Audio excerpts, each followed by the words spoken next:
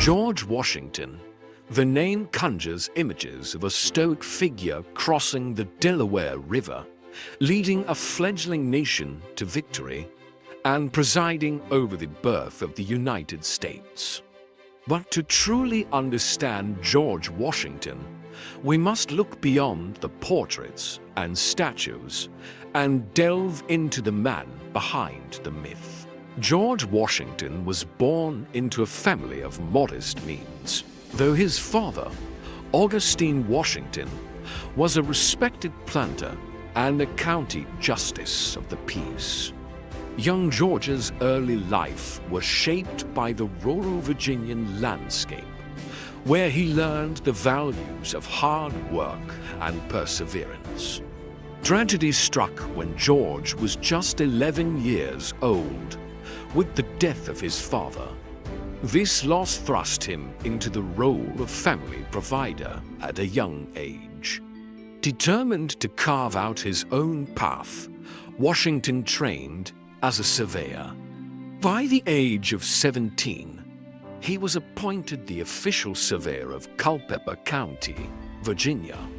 This profession not only provided financial stability, but also gave him an intimate knowledge of the Virginia frontier. His experiences as a surveyor would later prove invaluable in his military career. Washington's military career began in 1753 when he was commissioned as a major in the Virginia militia. His mission was to deliver a message to the French, demanding they leave the Ohio Valley.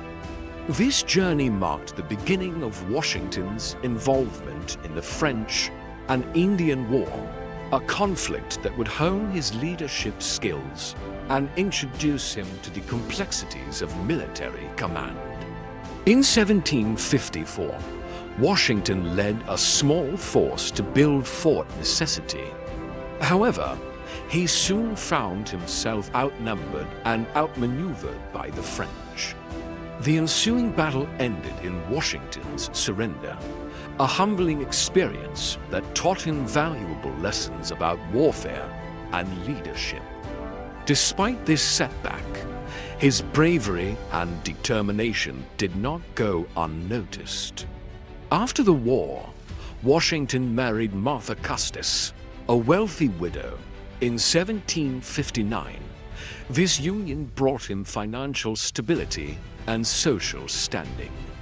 Together, they managed the Mount Vernon estate, where Washington pursued a life as a planter and a gentleman farmer. His dedication to agricultural innovation and estate management earned him respect and admiration among his peers. As tensions between the American colonies and Britain escalated, Washington became increasingly involved in the push for independence. He was elected to the Virginia House of Burgesses and later to the Continental Congress in 1775. With the outbreak of the Revolutionary War, Washington was appointed Commander-in-Chief of the Continental Army, a role that would define his legacy. Washington's leadership during the early years of the Revolutionary War was marked by perseverance and strategic acumen. In 1776, he successfully orchestrated the siege of Boston, forcing the British to evacuate the city. This victory was a significant morale booster for the fledgling American cause. However, the war was far from over, and the Continental Army faced numerous hardships. The winter of 1777 to 1778 at Valley Forge tested Washington's resolve as he struggled to keep his ragtag army together amid dire conditions. His leadership and unwavering commitment to the cause inspired his troops to endure and ultimately prevail. The turning point of the war came in 1781 at the Battle of Yorktown. Washington, with the aid of French forces, orchestrated a decisive siege that led to the surrender of British General Cornwallis. This victory effectively ended the Revolutionary War and secured American independence. With the war won, Washington returned to Mount Vernon, hoping to resume his life as a private citizen. However, the fledgling nation faced numerous challenges, and Washington was called upon once again to lead. In 1787, he presided over the Constitutional Convention in Philadelphia, where his leadership and vision were instrumental in the drafting of the U.S. Constitution. In 1789, Washington was unanimously elected as the first president of the United States. His presidency set many precedents that continue to shape the office today. Washington's administration focused on establishing a strong central government, creating a national bank, and setting the foundation for the nation's financial system.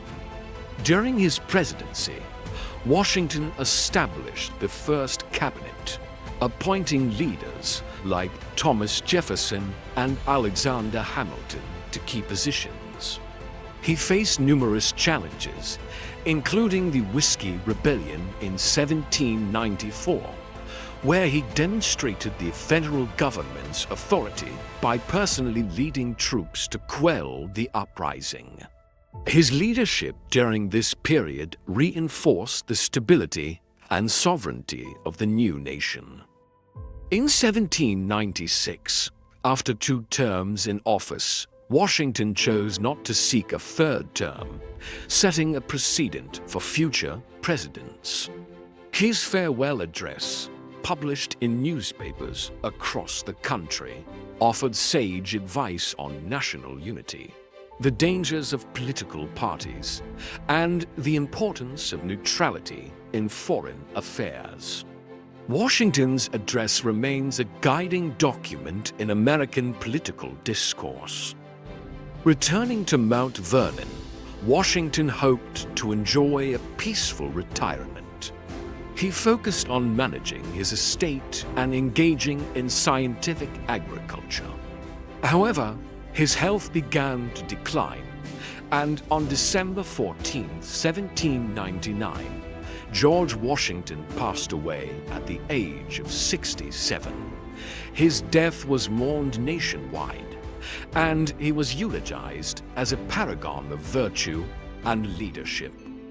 Washington's legacy endures in countless ways. His image graces the dollar bill and the quarter, symbolizing his lasting impact on American identity. Monuments and memorials, including the iconic Washington Monument in the nation's capital, stand as tributes to his contributions. His leadership, character, and vision set a standard for all who would follow in his footsteps.